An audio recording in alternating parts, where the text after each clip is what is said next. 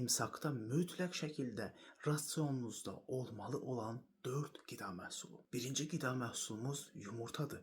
Bəli, yumurta təbiətdəki demək olar ki, ən güclü xolin mənbəyidir. Bu maddə beyin hüceyrələri arasındakı əlaqəni təmin edir və beyin yorğunluğunu aradan qaldırır. İmsakda yumurta yemək gün boyu beyin dağınıqlığınızın qarşısını alacaq. İkinci məhsulumuz qoz. Beyin hüceyrələrinin demək olar ki, qoruyucusudur. Qozun tərkibində olan omega-3 yağ turşuları beyin hüceyrələrinin membranını yeniləyir.